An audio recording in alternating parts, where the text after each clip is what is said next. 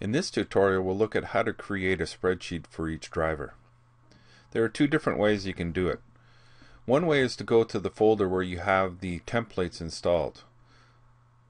When you right-click on the template file, you should have the option to create a new document. This will create a new document based on the template.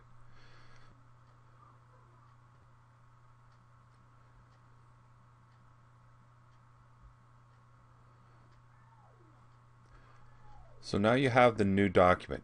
You'll notice up at the top it tells you that the name of it is the template name with a 1 tacked onto it.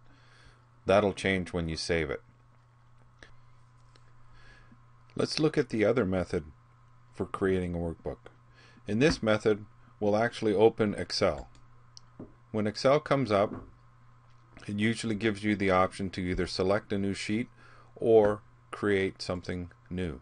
In this case, we're going to create a new file, and we're going to create it from a template.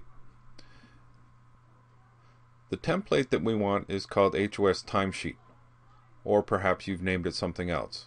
And here I have it selected, but if you don't have it showing up on your main screen, you'll want to go into the Personal and find it in there.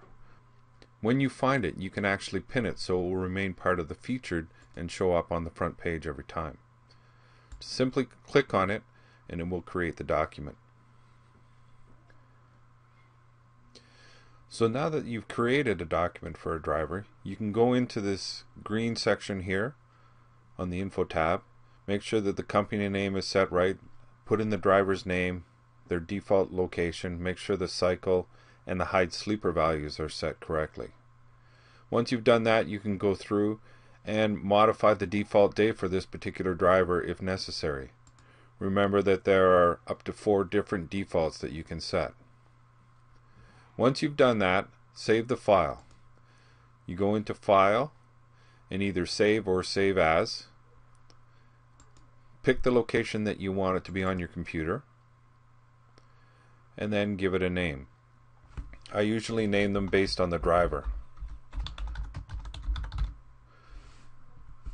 The type of the file should be a macro-enabled workbook.